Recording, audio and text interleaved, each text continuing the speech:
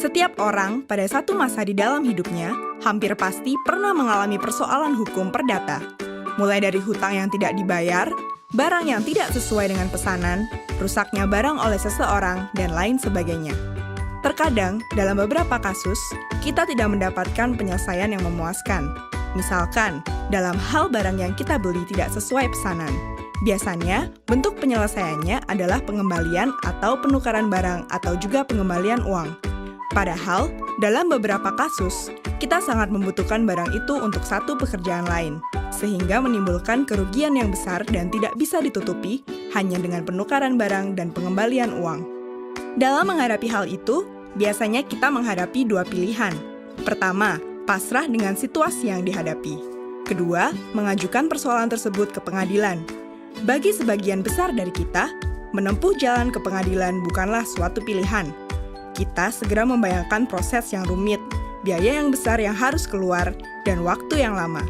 Bahkan, di masyarakat kita, ada sebuah anekdot tentang proses pengadilan yang bilang bahwa bersengketa di pengadilan ibarat memperebutkan kambing, namun bisa kehilangan sapi.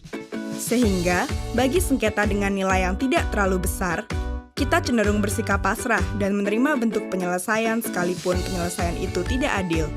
Menyadari hal tersebut, Mahkamah Agung telah mengeluarkan alternatif penyelesaian sederhana yang dinamakan Tata Cara Penyelesaian Gugat Sederhana, atau sering disebut Acara Gugatan Sederhana.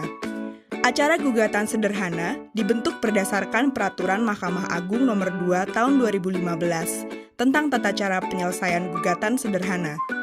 Pada intinya, peraturan ini memangkas prosedur acara perdata, membatasi waktu penyelesaian perkara perdata sampai 25 hari, dan melakukan proses secara sederhana.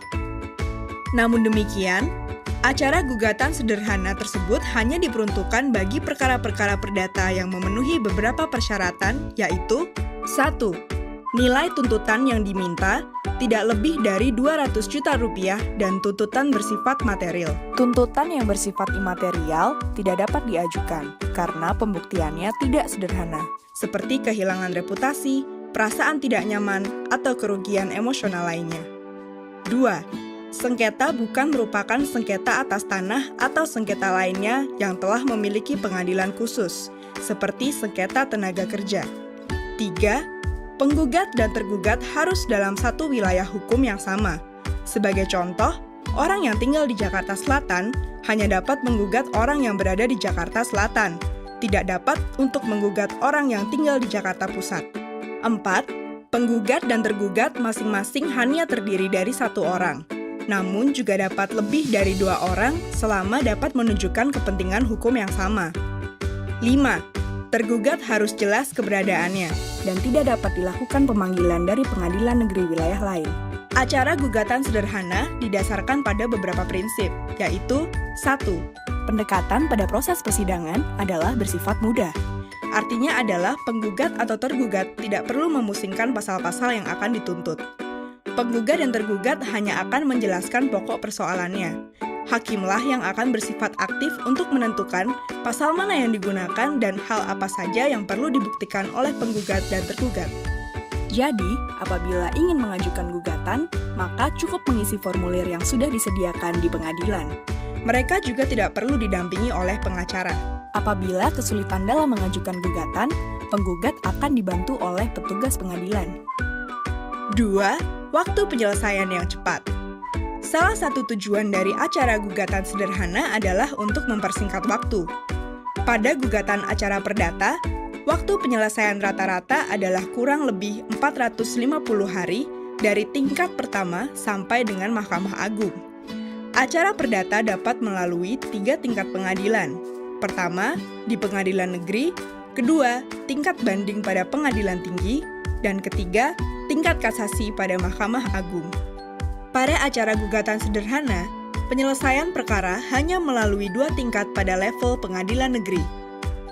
Pertama adalah pada tingkat hakim tunggal di pengadilan negeri dengan waktu penyelesaian 25 hari kerja sejak hari sidang pertama, sesuai pasal 5 ayat 3 Peraturan Mahkamah Agung tentang gugatan sederhana. Pada tahapan ini, persidangan akan dilaksanakan oleh hakim tunggal yang memimpin dan memutuskan perkara.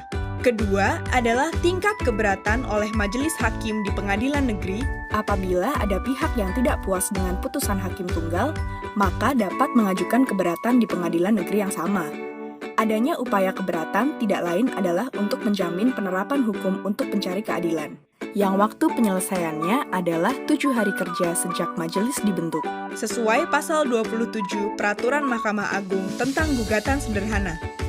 Pada tahapan ini, perkara akan diperiksa ulang oleh majelis hakim, yang terdiri dari 3 orang hakim, tanpa memeriksa ataupun meminta keterangan tambahan dari para pihak.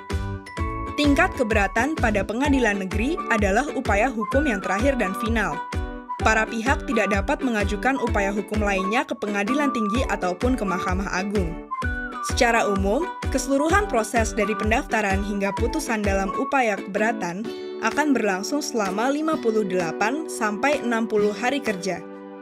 Dengan adanya peraturan Mahkamah Agung ini, diharapkan terjadi peningkatan akses bagi masyarakat untuk memperoleh keadilan melalui pengadilan.